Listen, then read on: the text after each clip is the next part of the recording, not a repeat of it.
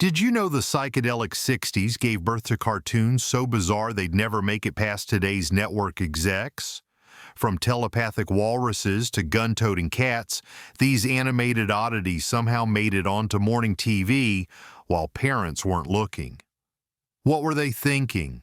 Let's dive into the strangest cartoons that somehow slipped through the cracks. Batfink, 1966. My wings are like a shield of steel. With that catchphrase, Batfink flapped into American living rooms as one of the most bizarre Batman parodies ever created. This pink superhero bat fought crime alongside his karate-chopping sidekick Karate, cruising around in his battle-act while facing absolutely ridiculous villains like Hugo A. Go-Go and Judy Jitsu. What made Batfink truly wild was how literally the show took his catchphrase. His metal wings could block absolutely anything. Bullets, missiles, even entire buildings falling on him. The animators got increasingly creative with these wing gags, once showing them stopping a nuclear explosion while Batfink casually checked his watch like it was no big deal. Produced on a budget that would make a high school film club wince, each episode cost less than $5,000 to make. The animation was so limited that characters often moved by simply sliding across the screen without moving their legs at all. Voice actor Frank Buxton performed both Batfink and the narrator, sometimes having entire conversations with himself. Critics were baffled by the show's strange tone. The Los Angeles Times called it a fever dream masquerading as children's entertainment. While most Batman parodies vanished quickly, Batfink developed a surprising international following. British television aired the show for over 30 years, making it more famous in the UK than America. Some stations even pulled it, claiming the violent imagery and odd Eastern stereotypes in Karate's character crossed the line. But for kids who caught it, those metallic wings became an unforgettable piece of cartoon weirdness. Rocket Robin Hood, 1966. Imagine Robin Hood and his merry men zipping around in spaceships, and you've got the bonkers premise of Rocket Robin Hood. This Canadian-produced sci-fi fever dream reimagined the legendary archer as a spacefaring rebel battling an oppressive intergalactic sheriff of national outer space terrestrial territories with laser bows and asteroid hideouts. The wildest part? The show featured a telepathic walrus as a serious crew member. No explanation, no backstory, just a massive tusked creature who could read minds and dispense sage advice between battles. This wasn't a side gag. The walrus was treated as a valuable team member, joining sword fights in zero gravity and helping plan missions to steal from the galactic rich and give to the poor. Animation quality swung wildly between cheap, limited movements and completely nonsensical plots. One week, the walrus would be fighting cyborg tax collectors. The next, he'd be helping reverse the polarity of imagination to save the galaxy. Wait, what? Parents were utterly baffled. Teachers complained the show made kids spout absolute nonsense in class, and psychologists warned it was confusing cause and effect thinking.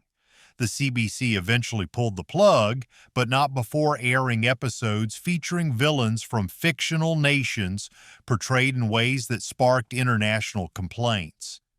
Animation historian Jerry Beck called it possibly the most unhinged sci-fi cartoon ever broadcast to unsuspecting children. Despite its short run, bootleg copies still circulate with fans celebrating the walrus as one of the strangest cartoon characters ever put on television. The Adventures of Pow Wow, 1960. When producers decided kids needed a fun cartoon about Native Americans, they created The Adventures of Pow Wow. And it was every stereotype imaginable crammed into one terrible show. Pow Wow, a young Native American boy, lived in a teepee, spoke in broken English, and solved problems using ancient wisdom like talking to animals or interpreting smoke signals. The most jaw-dropping aspect? Historically, none of it made sense. The setting mixed totem poles from the Pacific Northwest with Plains Indian headdresses, and the so-called cultural facts presented between stories were mostly made up. Children were told all Native Americans worshipped a great spirit, lived in teepees, and had no written language, complete nonsense that erased the diversity of hundreds of distinct cultures. Native American groups immediately protested. The National Congress of American Indians called it cultural erasure disguised as entertainment. Veterans groups joined in, pointing out the insult to Native soldiers who had served in the military with distinction. By 1961, major stations were pulling it from their schedules. One critic wrote, "The Adventures of Pow Wow manages to be both offensively stereotypical and mind-numbingly boring, a rare achievement in children's television." The damage was done, however, as an entire generation absorbed these distorted images before the show was finally yanked off air. Screen Gems eventually withdrew the show completely, but not because of a sudden conscience. They were protecting a planned live-action Western from bad publicity. Today, Pow Wow is remembered as one of the most tone-deaf attempts at educational children's programming in TV history. Courageous Cat and Minute Mouse, 1960. In 1960, Batman co-creator Bob Kane decided to parody his own work with Courageous Cat and Minute Mouse, a cape-wearing feline hero and his tiny sidekick. It should have been silly fun, except Courageous Cat carried an actual gun. Not a toy, not a fantasy weapon, a literal cat gun that blasted enemies point blank with little hesitation. The violence was genuinely shocking for a kid's show. Villains ended up frozen solid, burnt by pellets, or knocked unconscious with explosive rounds. Fight scenes were drawn with surprising detail, showing broken furniture, destroyed buildings, and occasionally injured characters with weird accuracy for a cartoon.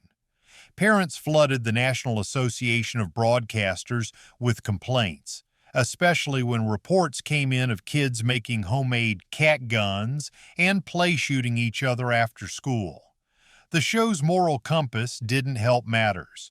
Courageous Cat often caused more property damage than the criminals he fought, endangering civilians just to make a flashy entrance. TV critic Harold Smithson wrote, "What's most disturbing isn't the gun itself, but how casually this supposed hero uses it as a first resort.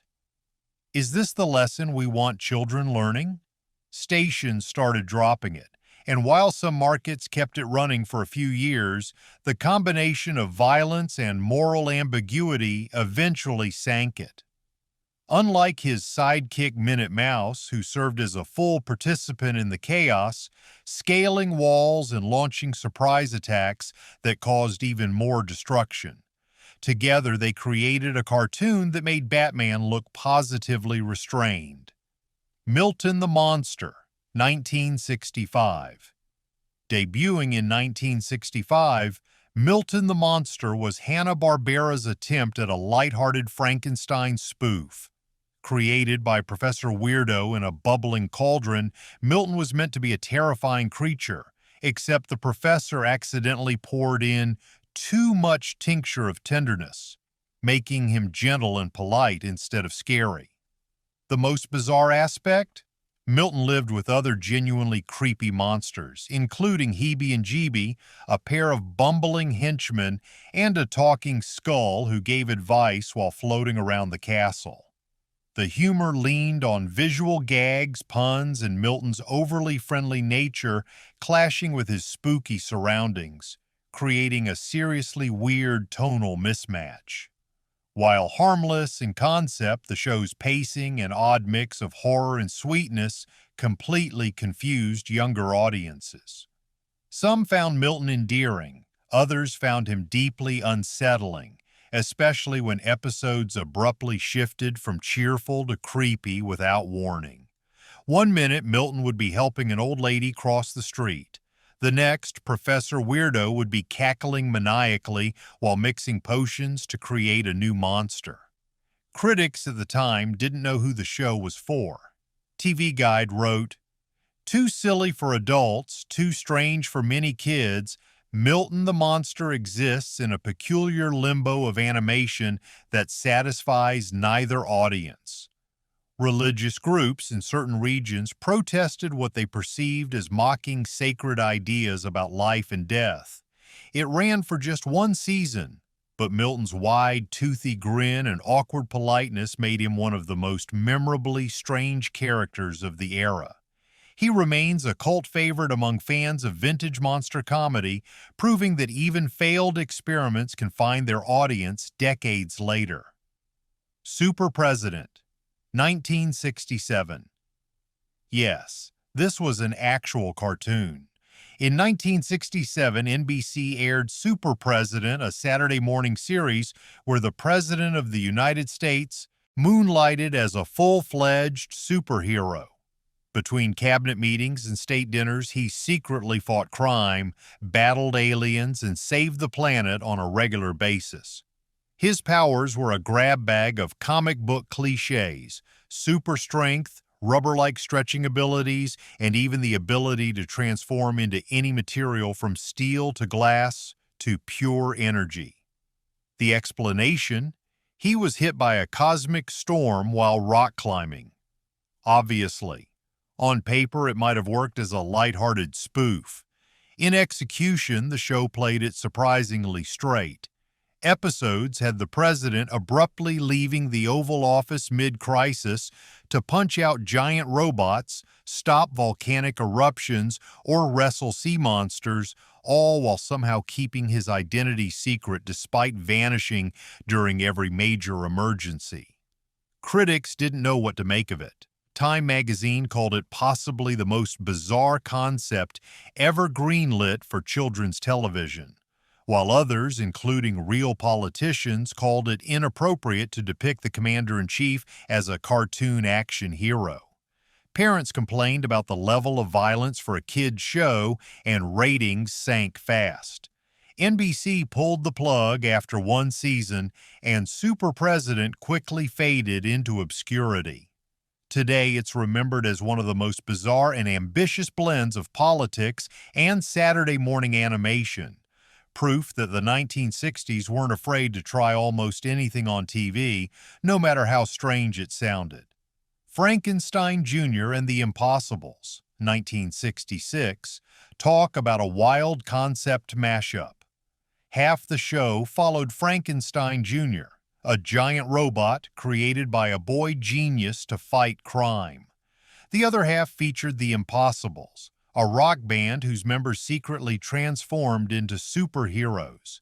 Fluid Man could turn into water, Multi-Man could duplicate himself, and Coil Man could stretch his body into springs. The show perfectly captured the 1960s obsession with both monsters and rock music. Frankenstein Jr. stood 30 feet tall with incredible strength and gadgets, including laser beam eyes and rocket feet.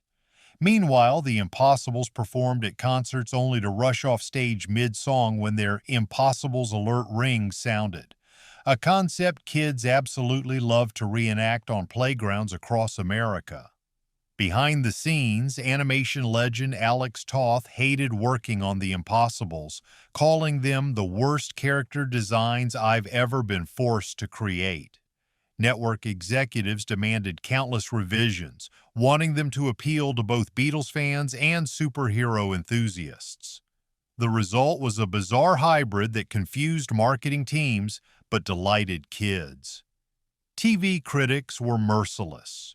The Chicago Tribune wrote, "It's as if someone put superheroes, rock music, and monsters in a blender, hit puree, and poured the results onto our television screens." The show was pulled after one season when conservative parent groups complained about the suggestive nature of the rock band segments. One PTA letter claimed, "These guitar-playing heroes encourage rebellion and disrespect for authority." How times change. Today, it's considered one of the most innovative format experiments of the 1960s animation. The Mighty Heroes, 1966, created by animation legend Ralph Bakshi, the Mighty Heroes followed the adventures of 5 of the most incompetent superheroes ever conceived: Strong Man, Rope Man, Tornado Man, Cuckoo Man, and the Infant Diaper Man. These bumbling do-gooders protected Good Haven City by basically stumbling into victories through sheer luck and chaos. What made this show truly outrageous was how terrible these heroes were at heroism. Most episodes followed the same pattern. Villains attack, the heroes arrive and make everything worse, then they accidentally defeat the villain while trying to save themselves. Rope Man would tie himself in knots, Tornado Man would get dizzy and crash into buildings, and Diaper Man would defeat villains by throwing his bottle at them. Bakshi later revealed the show was his rebellion against traditional superhero cartoons. "I wanted to create heroes who were as screwed up as real people." CBS executives were concerned about the show's slapstick violence, particularly scenes where the heroes injured themselves more than the villains. One episode was temporarily pulled when Diaper Man's bottle throwing was allegedly imitated by children. Critics initially dismissed the show as juvenile nonsense, but it later gained respect as a pioneering work of superhero satire. Animation historian Jerry Beck called it the first postmodern superhero cartoon, deconstructing the genre decades before that became fashionable.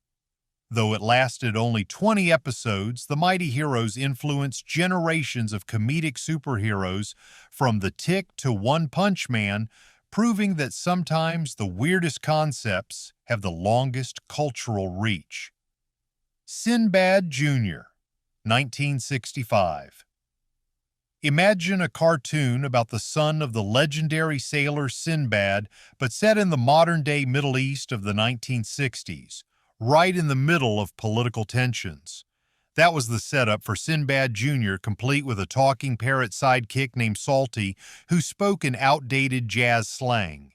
Instead of ancient myth, the show leaned on outdated cultural caricatures: camels parked next to cars, traditional robes alongside rotary phones, and villains from fictional nations always portrayed as backward and hostile. The animation mixed ancient sailing ships with modern cruise liners in ways that made no historical or geographical sense. Arab American groups quickly protested, pointing out how damaging the stereotypes were. International pressure followed, with some Middle Eastern countries threatening to ban all Hanna-Barbera shows. Even the U.S. State Department reportedly nudged ABC to drop it, fearing it might hurt diplomatic relations. After one season, the show was pulled. Attempts to rework it into a pure fantasy failed because the character's reputation was already toxic. The New York Times television critic wrote, "Sinbad Jr. manages to misrepresent both ancient folklore and modern geopolitics in 30-minute blocks. An impressive, if unfortunate, achievement." Hanna-Barbera later acted like the show never existed, leaving Sinbad Jr. as a cautionary tale in why modernizing a legend isn't always a good idea, especially when handling cultural depictions with such carelessness. The Beagles, 1966, CBS, thought they had a surefire hit in 1966 when they combined the world's most famous band with cartoon animals. Enter Stringer and Tubby, two beagle dogs playing in a rock band that was a little too obviously modeled after the Beatles. The music was fine, the animation was simple, and the humor leaned on puns. But then someone decided to sprinkle in references to expanding your mind and tripping over your own feet, which parents quickly realized were nods to the era's counterculture scene. The Beagles performed in clubs that looked suspiciously like real underground venues, with background characters swaying dreamily and talking about seeing colors when they played. Within 3 episodes, parent groups were outraged. Religious organizations called for boycotts, and CBS was hit with legal trouble from the actual Beatles management for copying melodies. The network tried to save the show by editing out the most obvious references, but the damage was done. Rolling Stone later called it the cartoon that accidentally exposed children to psychedelic culture through animated dogs with mop-top haircuts. It lasted just 1 season before being yanked, with most episodes destroyed during a vault cleanout in the 1970s. Today, surviving clips float around as curiosities, relics of a time when studios underestimated just how closely parents were paying attention to what their kids were watching and how quickly they'd recognize thinly veiled drug references in a seemingly innocent cartoon. Clutch Cargo, 1959 to 1960. If you've ever seen a cartoon character with eerily realistic human lips moving on an otherwise static face, you've probably stumbled across Clutch Cargo. This adventure series used synchrovox, a technique where live-action mouths were superimposed on still animation frames. The result was utterly unsettling. Clutch was an intrepid pilot who traveled the world solving mysteries with his young sidekick Spinner and a dog named Paddlefoot. The stories were standard adventure fare, but the animation was barely animation at all. Most scenes were static images with just the mouth moving, giving the characters a strange, ghostly look that borders on nightmare fuel. The low budget meant sound effects and dialogue carried most of the storytelling, with each episode costing roughly $6,000 to produce, a fraction of what Disney or Hanna-Barbera spent. While kids tolerated it at first, critics and parents found the visuals bizarre and even a little creepy. Some stations pulled it, claiming it gave younger viewers nightmares. Film critic Leonard Maltin famously described it as the most limited animation ever to appear on television. So limited it barely qualifies as animation at all. Despite the weirdness, Clutch Cargo has a cult following among retro animation fans. It's often remembered less for its plots and more as an example of what happens when a studio tries to save money in the strangest way possible. The show's influence extends beyond nostalgia. The distinctive synchrovox technique has been parodied in everything from Conan O'Brien sketches to Adult Swim shows, cementing its place as one of animation's most bizarre experiments. Space Ghost, 1966.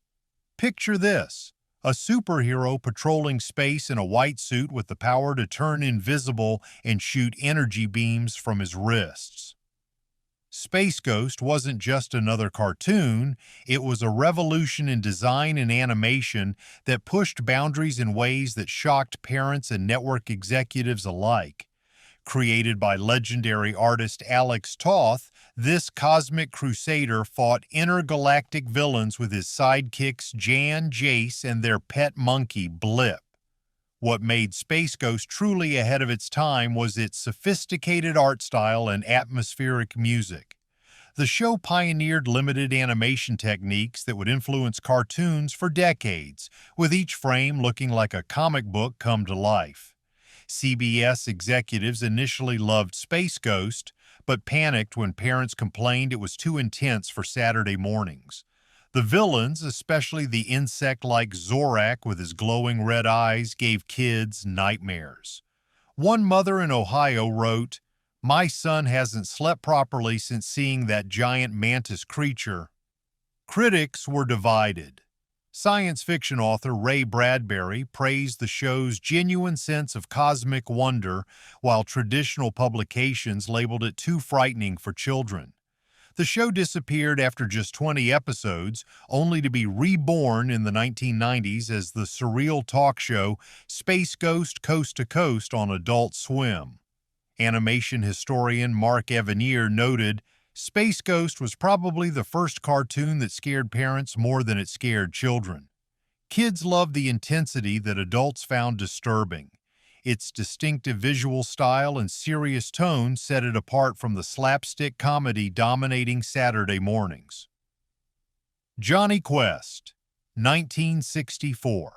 Johnny Quest revolutionized action animation with a show so realistic and violent that CBS eventually pulled it from its original time slot. Following the globe-trotting adventures of a boy scientist, his friend Haji, his dog Bandit, and his father's bodyguard Race Bannon, the show featured real guns, real death, and real danger in an era when most cartoons stuck to anvils and pratfalls. The most shocking aspect was how the show treated violence. When characters got shot, they didn't just fall down, they died. One infamous episode featured mummies that were revealed to be actual dead bodies coated in special material. Another showed a man eaten alive by a crocodile with only his scream indicating his fate. The animation style was deliberately realistic, using techniques previously reserved for government and industrial films. Creator Doug Wildey insisted on accurate weapons, vehicles, and scientific equipment. This groundbreaking approach meant Johnny Quest looked nothing like other cartoons of its era. Parents were horrified. The National Association for Better Broadcasting called it the most violent program ever to air in a children's time slot. Network executives, faced with mounting pressure, moved it to a later time before eventually canceling it after one season of 26 episodes. Despite its short run, Johnny Quest changed animation forever.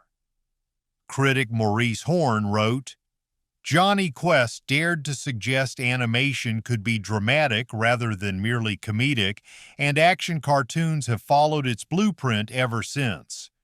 Its influence can be seen in everything from The Venture Bros to Batman the Animated Series. The show has been rebooted multiple times, but none captured the bold, sometimes shocking realism of the original. A cartoon that proved animation could be as intense and adventurous as any live-action show. From telepathic walruses to gun-toting cats, these 60s cartoon oddities pushed boundaries in ways that would never fly today. Which of these weird wonders do you remember watching? Or maybe your parents banned them from the house? Drop your memories in the comments below. The real question is, were these cartoons genuinely ahead of their time, or just plain bizarre experiments that deserved their quick cancellations? And could today's sanitized animation landscape use a dose of this wild, boundary-pushing creativity? Let the debate begin.